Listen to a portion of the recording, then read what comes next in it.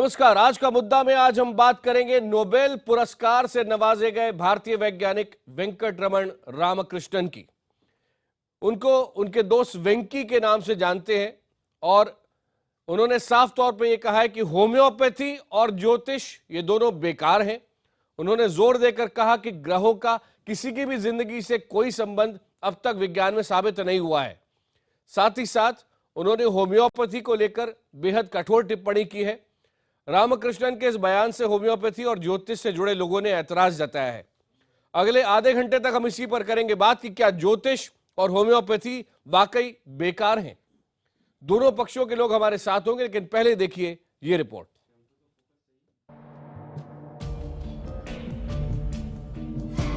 Homeopathy बेकार है, ज्योतिष बेकार है। 2000 साल पहले भारत के पास कोई हवाई जहाज यानी विमान नहीं था। ये कहना है भारतीय मूल के नोबेल पुरस्कार प्राप्त वैज्ञानिक वेंकटरमण रामकृष्णन का। पंजाब यूनिवर्सिटी में मशहूर हरगोविंद खुराना व्याख्यान देते हुए रामकृष्णन ने होम्योपैथी और ज्योतिष को कटघरे में खड़ा कर दिया। उन्होंने साफ कहा है कि इस बात का कोई वैज्ञानिक आधार नहीं है कि ग्रहों और नक्षत्रों की चाल का हमारे भविष्य से कोई लेना देना है। इस बात की कोई वैज्ञानिक वजह नहीं है कि जन्म का वक्त बाद में हमारी जिंदगी पर कोई असर डालता है।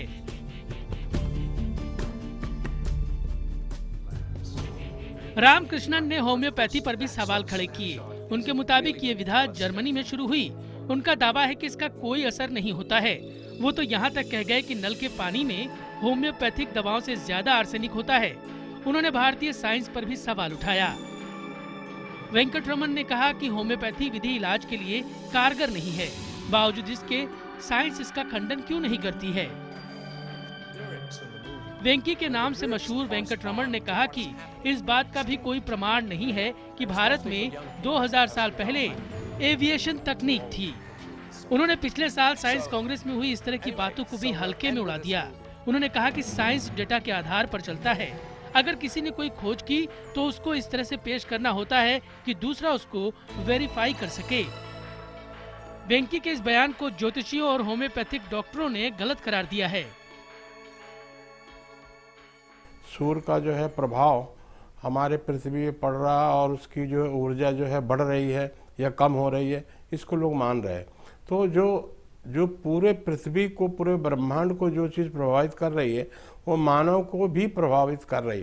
तो जो वेंकट राधारमण ने जो कहा है वो नितार्थ जो है बिल्कुल गलत कह रहे हैं वो। ज्योतिषी चाहे वेंकी के बयान का लाख विरोध करे, लेकिन नोबेल पुरस्कार से सम्मानित वैज्ञानिक की बात को नकारने के लिए पर्याप्त तथ्य होने चाहिए। आपको बता दें कि वेंकटरमण रामकृष्णन 350 साल के इतिहास में भारतीय मूल के पहले वैज्ञानिक हैं जिनको ब्रिटेन के नेशनल एकेडमी ऑफ साइंस का अध्यक्ष बनाया गया है। ज्योतिषी और होम्योपैथी पर सवाल खड़े कर वेंकी ने भारत में लंबे समय से चली आ रही दो परंपराओं पर हमला बोला है। आने वाले दिनों में इस पर बहस तेज होगी और देखने वाली बात होगी कि ज्योतिषी और होम्योपैथी के पैरोकार किस तरह के तर्क जुटाते हैं। Report IBN 7। अभी जैसा कि आप सुन रहे थे, नोबेल पुरस्कार से सम्मानित वैज्ञानिक हैं वेंकटरमण रामकृष्णन, और वो ये कह रहे हैं कि चाहे ज्योतिष की बात करें चाहे होम्योपैथी की बात करें, दोनों ही साइंस नहीं है और दोनों के कोई प्रूफ नहीं है। कई सवाल उन्होंने खड़े किए हैं और जो सवाल खड़े हो रहे हैं इस पूरे मुद्दे पर, सबसे पहला, क्या ज्योतिष का वाकई विज्ञान से कोई संबंध नहीं है? दूसरा, क्या होम्योपैथी के नाम पर अभी तक भ्रम बना हुआ था? तीसरा, क्या जन्म के वक्त से हमारी जिंदगी का कोई संबंध नहीं होता जैसा कि ज्योतिष में दावा किया जाता है? और क्या परंपरा और मान्यताएं भी विज्ञान की कसौटी पर कसी जाएंगी? रामकृष्ण के इस बयान के बाद ज्योतिष के सामने एक नया संकट खड़ा हुआ है और इसी पर चर्चा करने के लिए हमारे साथ खास मेहमान जुड़ चुके हैं। जाने माने वैज्ञानिक CB देवगन हमारे साथ हैं, इंडियन इंस्टीट्यूट ऑफ एस्ट्रोफिजिक्स में प्रोफेसर रहे रमेश कपूर हमारे साथ हैं, धर्म उपदेशक HS रावत हमारे साथ हैं और होम्योपैथी के डॉक्टर आशीष राजेंद्र सिंह इस वक्त हमारे साथ हैं। शुरुआत सबसे पहले रावत साहब मैं आपसे करूंगा। ज्योतिष पर सीधा सवाल उठाया है और इस भाषण के अंदर जो नोबेल पुरस्कार विजेता है, भारतीय मूल के हैं, वो यहां तक कह रहे हैं कि जहां तक ज्योतिष का सवाल है तो ये बात कहना ही गलत है कि किसी के जन्म की तिथि अगर आप पता हो तो आप उसका भविष्य बता सकते हैं। आकाश जी देखिए, उनको नोबेल पुरस्कार दिया, किस बेस पे दिया है मैं उस पर तो नहीं जाना चाहूंगा। अगर इस चैनल से उनके बारे में अगर मैं कुछ बोलता हूं तो शायद नोबेल पुरस्कार की बेइज्जती होगी, लेकिन सच्चाई है कि मैं इनसे पूछना चाहता हूं, अगर ये मेरे साथ हो यहां पर बैठे हो तो शायद मैं इनसे शास्त्रार्थ करता।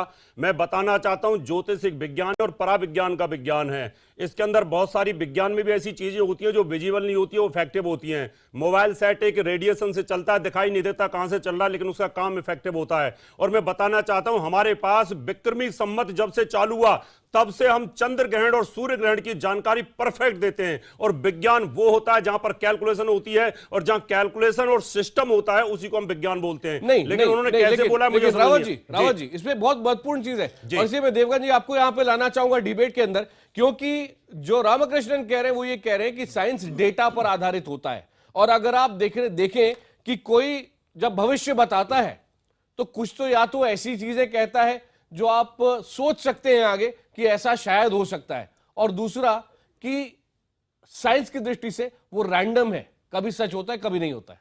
देवगन जी, विज्ञान की अगर हम लोग बात करते हैं तो विज्ञान को अगर आप देखेंगे तो विधि द्वारा प्राप्त किया हुआ जो ज्ञान है उसको हम लोग विज्ञान बोलते हैं। कि हमने कोई एक थ्योरी ढूंढी, उसको जब तक हम लोग प्रैक्टिकली प्रूव नहीं कर पाएंगे तो उसको हम लोग नहीं मान सकते हैं। जहाँ तक बात रही एस्ट्रोलॉजी की कि जन्म की तिथि या जन्म की तिथि तो खैर सबको पता होती है, लेकिन जन्म का जो समय है उसके ऊपर अगर हम लोग थोड़ा सा और अंदर चले जाएं, थोड़ा सा गूढ़ उसमें चले जाएं कि जब जन्म होता है किसी बच्चे का तो क्या जब उसका पूरा शरीर बाहर निकलता है तब उसका जन्म हुआ या उसका सिर बाहर निकला, तो वो उस टाइम को नोट करने के लिए वहां तो कोई खड़ा नहीं होता। और दूसरी सर आप, मैं आपकी बात में नहीं, मैंने आपको काटा तो मेरे को पूरी करने दीजिए। मैंने बोला जवाब। और जब शुक्राणु जो है जब जाके अंदर इम्प्रेग्नेट करता है, उसका ना तो समय माँ को पता होता है ना बाप को पता होता, तो उसकी कुंडली किसकी बनाएंगे। तो ये एक तरह से सूडो साइंस है, विधि द्वारा अर्जित किया हुआ ज्ञान नहीं है। तो इसके बारे में अगर वेंकटरमन जी ने कुछ बोला है तो ये उनके अपने ख्याल हो सकते हैं, लेकिन ऑलरेडी हम लोगों को सबको पता है कि विज्ञान और एस्ट्रोलॉजी एक अलग अलग पहलू हैं। रावत जी आप जवाब देना चाहेंगे? मैं आकाश जी बताना चाहता हूं मेरे दोस्त देवगन जी को कि उन्होंने कहा कि जब कंसेप्शन का टाइम होता है, हमारे यहां पर 16 संस्कार होते हैं देवगन जी, और आप तो विद्वान वैज्ञानिक भी और साथ में आप स्पिरिचुअल भी हैं। हमारे यहाँ गर्भ धारण का संस्कार भी होता है। अब जीव विज्ञान जो होती है उसको आप मानते हो, आप वनस्पति विज्ञान को मानते हो, वहां पर तो कोई आधार होता है जब हम किसी बीज को डालते हैं, एक समय पर डालते हैं। हमारे यहाँ पर कंसेप्शन का है और साथ में डिलीवरी का भी है, और बहुत समय से है, और ये हमारे ज्योतिष विज्ञान के अंदर है, इसलिए इस पे उंगली उठाना उचित नहीं है। कंसेप्शन का टाइम तो किसी को पता चल ही नहीं सकता, या आप कैसे कह सकते हैं उस समय कंसेप्शन हुई है? कंसेप्शन के एक टाइम है, और हमारे यहाँ पर अगर आप वेदों को पढ़ेंगे, हमारी मनुस्मृति को पढ़ेंगे, हमारे उपनिषदों को पढ़ेंगे, उनमें स्पेशल टाइम दिया होता है कि कब वहां पर एग आएगा और कौन सी तिथि में कब क्या ना। हमारे यहाँ तो इतनी भी एक्यूरेसी होती है कि पुत्र संतान या पुत्री संतान कैसे किया जा सकता है, और उसको आज आप फॉलो कर रहे हो। इसलिए हमारे विज्ञान के ऊपर उंगली उठाई जाए वो गलत है, क्योंकि उन्होंने कभी उसको सोचा ही नहीं और कभी उन्होंने देखा ही नहीं। जब ज्योतिष पे आप देखेंगे नहीं, सोचेंगे नहीं, तो उसके बारे में बोलेंगे क्या? राघवन जी अभी एक जानते क्या है अपना वेंकटरमन जी, उन्होंने ज्योतिष के बारे में कोई सोचा नहीं तो बोलने से क्या मतलब है? होम्योपैथी के बारे में उन्होंने कभी दवाई ली नहीं, कभी देखी नहीं, बोलने से क्या फर्क पड़ता है? हमारे पास में आज भी कैलकुलेशन है, हम 10 साल बाद बता देंगे कब सूर्य ग्रहण होगा, विज्ञान बताएगा क्या? रावत जी एक बात मैं आपको बताना चाहूंगा, आप सूर्य ग्रहण के बारे में इतनी बातें कर रहे हैं, आप मुझे ये बता दीजिए किस वेद में या किस पुराण में लिखा हुआ है कि शुक्र ग्रह जब सूर्य के सामने आएगा उसकी तिथि मुझे बता दीजिए, वो कहाँ लिखी हुई है और किसने देखी? क्योंकि वो किसी को पता ही नहीं था। नहीं, अभी आपका कंसेप्ट क्लियर नहीं, आप प्रश्न दोबारा से पूछिए, आप क्या कहना चाहते हैं? मैं कह रहा हूँ शुक्र ग्रह है जी, शुक्र वो ग्रह पृथ्वी और सूर्य के बीच में है जी, तो वो कभी ना कभी सूर्य के सामने आएगा जी। तो किसी पंडित ने किसी वेद में किसी पुराण में ये नहीं लिखा कि वो सामने आएगा, उसका कोई तिथि नहीं है। हमारे यहाँ कैलकुलेशन का विज्ञान होता है, उस कैलकुलेशन के विज्ञान में डेली की डेली सूर्य सिद्धांत होता है, और उसके ऊपर आप थोड़ी सी रिसर्च कर लीजिए। मैं रिसर्च क्यों करूं? मैं तो कह रहा हूं कि एस्ट्रोनॉमी से एस्ट्रोलॉजी और एस्ट्रोलॉजी से आपका विज्ञान डेवलप हुआ है। आपको तो आज से 400 वर्ष पहले पता ही नहीं था पृथ्वी गोल है। रावत जी, रेटोरिक्स करके तो कोई भी कुछ कर लेगा। मैं कह रहा हूं मुझे तिथि अगली दे दीजिए जब शुक्र ग्रह जो है सूर्य के सामने आएगा। सारी तिथि दे दी जाएंगी, लेकिन यहां मैं टीवी के पास जो बैठा हुआ, यहाँ वो पत्रा लेकर के तो नहीं बैठा हुआ, यहाँ तो मैं डिबेट के ऊपर बैठा हुआ हूं। मैं चलिए, अच्छी बात है। लेकिन आज मैं तक फिर भी किसी आपको बताना चाहूंगा, जब तक आप किसी चीज के बारे में जानते नहीं है, जब तक उस पर उंगली उठाना बेकार है। और जो इन्होंने वेंकट रमनी जी जो उंगली उठाई है, एक नोबेल पुरस्कार की बेइज्जती है, एक हमारी धरोहर है, वेदों का छठा नेत्र ज्योतिष को बोला जाता है, और ये इसके ऊपर उंगली उठा रहे हैं। और होम्योपैथी के बारे में मैं बहुत कुछ जानता हूं, लेकिन मैं कोई डॉक्टर नहीं होम्योपैथी का। होम्योपैथी एक बहुत बेहतर विज्ञान है। मेरे बगल में डॉक्टर साहब बैठे हो, शायद सर, जितना पंचांग आपने पढ़ा उतना मैंने भी पढ़ा होगा, लेकिन जितना हम लोगों ने साइंस पढ़ी, क्या आपने वो साइंस पढ़ के उसको प्रूव करने की कोशिश की है? नहीं। देखिए, मैं तो आपसे पूछ सकता हूं, आप पूछे क्या जानना चाहते हैं ज्योतिष के बारे में, और मैं प्रूव कर सकता हूं कि ज्योतिष एक विज्ञान है। और आपको नहीं, मैं वेंकट रमन साहब को प्रूव करना चाहता हूं ज्योतिष एक विज्ञान है। आप लाइए उनको सामने। अच्छा, आप दोनों थोड़ा सा दो मेहमान और है मेरे पास में। होम्योपैथी पे जिस तरह सीधे सीधे सवाल उठा गया है डॉक्टर आशीष राजन सिंह, एक बात उन्होंने अपने भाषण में कही है, और वो ये कह रहे हैं कि उदाहरण के तौर पे अगर आर्सेनिक का इस्तेमाल किया जा रहा है, उसको इतना सेपरेट करके इतना कम कर दिया जाता है कि आज आप नल का पानी लेंगे तो उसमें आर्सेनिक कहीं ज्यादा मिल जाएगा, और इसके बावजूद कई लोग सोचते हैं कि वो होम्योपैथी से ठीक हो रहे हैं। डॉक्टर राजन सिंह, पहले एज एन इंडियन मैं बहुत प्राउड फील करता हूं जो उन्हें नोबेल पुरस्कार उनको मिला है, मैं उसका सम्मान करता हूं। लेकिन जो उनका स्टेटमेंट है अगेंस्ट होम्योपैथी, वो आपस में एक बहुत ज़्यादा कंट्रोवर्शियल है, इमेच्योर है और इररिस्पॉन्सिबल है।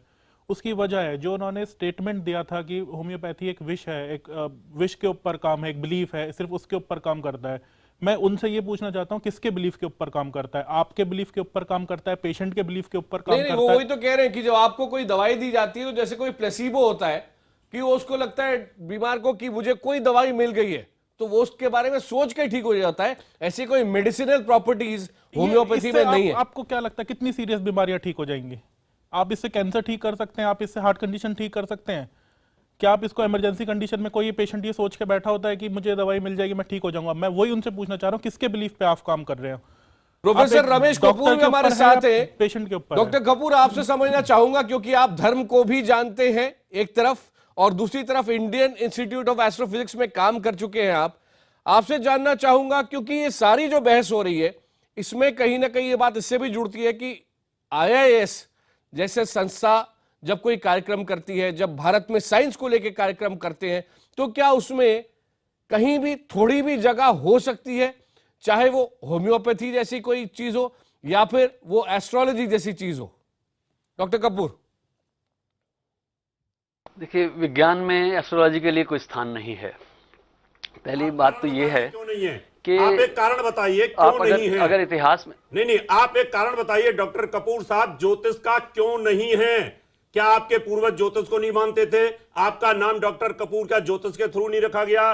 क्या ज्योतिष में पूजा पाठ विज्ञान जो हमारी परंपरा है, क्या आप उसको नहीं फॉलो करते? कोई एक कारण मुझे बताइए यहां पर।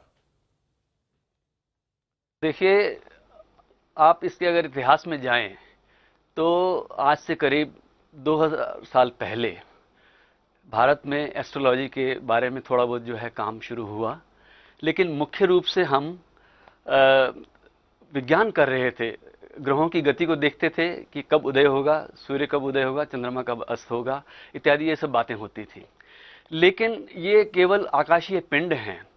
ज्योतिष ने इनको जब इसके वास्तविक कारण को नहीं समझ सकते थे कि ये सब क्या है, तो मनुष्य के जीवन पे इन चीज़ों का क्या प्रभाव पड़ता है, उस बारे में उन्होंने सोचना शुरू कर दिया और कुछ चीज़ों को साथ में जोड़ के देखने लग गए।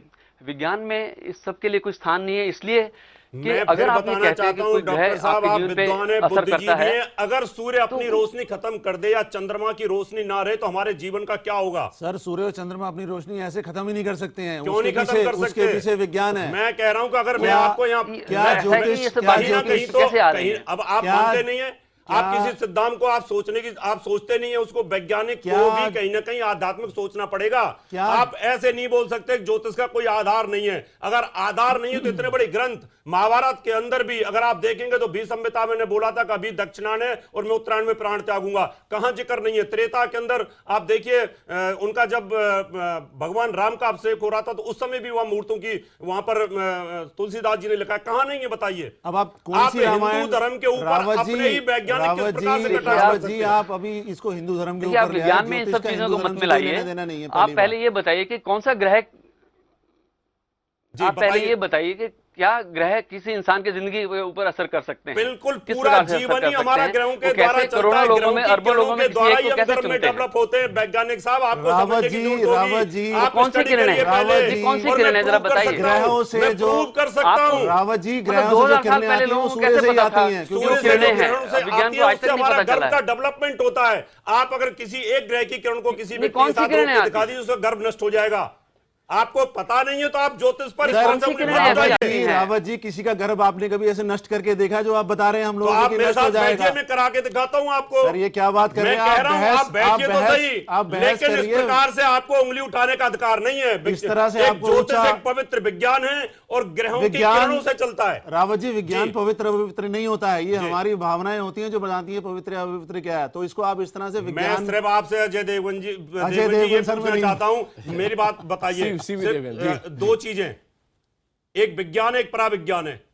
पराविज्ञान जो है उसके बारे में आप सोचते नहीं है। सिर्फ प्राकृतिक जो चीज है, भौतिक चीज है, उस पर आपकी रिसर्च होती है और अंदर क्या होता है उसकी रिसर्च आपके पास है ही नहीं। इसलिए हम जो सोचते हैं और जो बोलते हैं और हमें दिखाई देता है और जो शब्द आते हैं और जो हमारी मेमोरी होती है वो कहीं ना कहीं तो संचित होती है।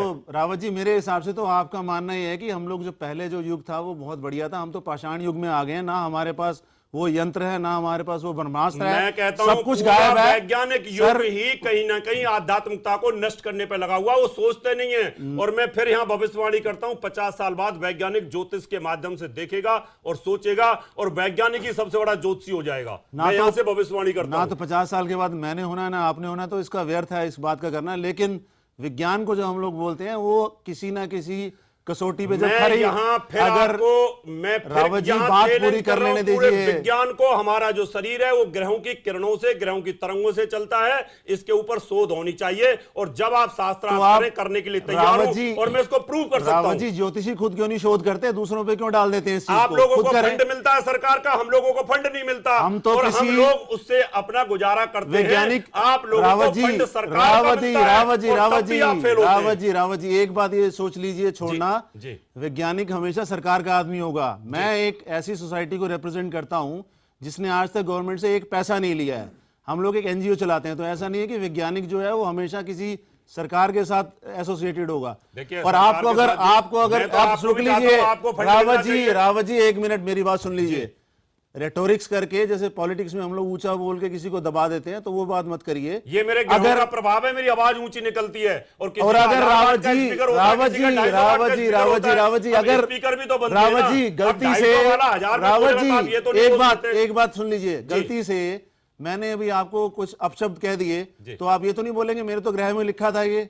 तो ये तो मेरी मानव एज ए ह्यूमन मेरी टेंडेंसी होगी, मैं गुस्से में आके कुछ बोल दूंगा। मैं तो इसके ऊपर ज्योतिष नहीं है। आप दोनों वैज्ञानिकों को ये कहना चाहूंगा, इस प्रकार से ज्योतिष विज्ञान के ऊपर, ज्योतिष एक पराविज्ञान है, ज्योतिष के ऊपर ज्योतिष विज्ञान नहीं। ज्योतिष विज्ञान क्या होता है? जहां कैलकुलेशन होती है, विधि द्वारा किया हुआ ज्ञान, विधि द्वारा अर्जित ज्ञान। आप कौन सी विधि से साइंस होती क्या है, विज्ञान क्या होती है? आप कौन सी विधि से होती है? जहां पर कहीं ना कहीं एक कैलकुलेशन का सिद्धांत काम करता है और हमारी ज्योतिष में पूरा की पूरा कैलकुलेशन का विज्ञान काम करता है। एक बात मुझे आज बता दीजिए, आप इतने बड़े ज्योतिषी हैं, आज शाम को कौन सा ग्रह नजर आ रहा है मुझे आकाश में, ये बता दीजिए आज। देखिए ऐसा होता है, आपको उसके लिए आपको कोई पतरा नहीं देखना। मैं आपसे पूछ रहा हूं कि आपके मुंह से जो वाणी से जो बैक्टीरिया निकल रहे हैं आपको दिखाई दे रहे हैं क्या? आप बताइए कौन सा बैक्टीरिया निकल रहा है? हर आंसर मैं कहता हूं कि आपके सिर के अंदर जुआ है, आपको दिखाई दे रही है क्या? हर क्वेश्चन का कपड़ों में खटमले आपको दिखाई दे रहे हैं क्या? क्वेश्चन का आंसर क्वेश्चन नहीं होता। इन आंखों से नहीं दिखाई दे सकते, उनके लिए आपको दूसरी आंखों की जरूरत होती है। रावत जी बहस करना बेकार है इन चीजों पे। मैं इसलिए बहस कर रहा हूं कि आप ज्योतिष पे जिस प्रकार से उंगली उठा रहे हो वो आपका अधूरा ज्ञान है। आप ज्योतिष के बारे में जानते ही कुछ नहीं है। ज्ञान भी विज्ञान के प्रति अधूरा हो सकता है कि नहीं हो सकता? बिल्कुल हो सकता है। मैंने उंगली नहीं उठाई, मैंने विज्ञान पे उंगली कभी नहीं उठाई। मैं विज्ञान को मानता हूं। अब तक आपने क्या कसीदे पढ़े हैं विज्ञान के बारे में? मैंने अपना बचाव किया कि आप गलत बोल रहे हैं, ज्योतिष के ऊपर गलत बोल रहे हैं। लाखों लोगों का इससे दिल टूटता है, उनको लगता है कि वैज्ञानिक गलत बोलते हैं। मैं तो ये कह रहा हूं, मेरे को आज बता दीजिए कि आज चंद्रमा कितने बजे उदय और कितने बजे अस्त होगा? मैं पूछ रहा हूं, मैं आपसे पूछ रहा हूं देवगन जी, ये एक मोबाइल है और ये चल रहा है, आप मुझे दिखा दीजिए ये कौन सी किरण से जुड़ा हुआ है, आप दिखाइए मुझे। अगर आप वैज्ञानिक दिखाइए। मेरे पास समय समाप्त हो रहा है हमारे लेकिन एक बात जब आप कहूंगा, इसको नहीं दिखा सकते तो ऐसा उंगली कैसे उठा सकते हैं? ऐसा नहीं होगा कि आज के बाद इस बहस को सुनने के बाद में कोई होम्योपैथिक डॉक्टर्स के पास जाना बंद कर देगा या फिर वो एस्ट्रोलॉजी के लिए अपना भविष्य जानने के लिए आप जैसे लोगों के पास नहीं आएगा। लेकिन एक महत्वपूर्ण बात जरूर एक भारतीय वैज्ञानिक जो जाना माना है वो ये कह रहा है कि भारत में साइंटिफिक टेम्पर को बढ़ाना बहुत जरूरी है और ये बात उनकी सुननी बेहद आवश्यक है। आप सबका बहुत बहुत धन्यवाद जी। प्लूटो ग्रह, वैज्ञानिकों ने प्लूटो ग्रह बनाया और बाद में 2004 में हटा दिया। हटाया नहीं है वो। विज्ञान का क्या है कि जो चीज ठीक गई तो ठीक है, ना नहीं उन्होंने तो खत्म। रावत जी ना उन्होंने बनाया, ज्योतिष को समझने की जरूरत है। आशीष जी, ना उन्होंने बनाया ना उन्होंने हटाया। प्लीज सर एक सेकंड, आप जो उनका क्वेश्चन है रिगार्डिंग कंट्रोवर्सी होम्योपैथी, तो क्या वो इंडियन गवर्नमेंट पे भी इस बात का क्वेश्चन कर रहे हैं? क्योंकि इंडियन गवर्नमेंट का एड जिससे सीसीएच बना हुआ है, सीसीआरएच बना हुआ है, क्या वो उस रिपोर्ट को भी मना कर देते हैं जिसमें आईआईटी में नैनो पार्टिकल है या जितनी भी अब तक एफिकेसी इसकी रिपोर्ट्स आई हैं, जितने भी रिसर्च हुए हैं होम्योपैथी के लिए, वो उन सबको नकार देते हैं? ऑन कॉन्ट्ररी फ्रेंच वायरोलॉजिस्ट हैं डॉक्टर ल्यूक, उनका खुद होम्योपैथी को लेकर सपोर्ट है। He is also Nobel awarded, उनको 2008 में नोबेल पुरस्कार मिला हुआ है। तो क्या वो उनको भी मना कर देंगे? ये उनकी अज्ञानता है और बिना जाने आप जिस चीज को नहीं जानते आप कैसे उसको रोक देंगे? ये बहस तो लगातार जारी रहेगी, यहाँ समाप्त होने वाली नहीं। आप सबका बहुत बहुत धन्यवाद।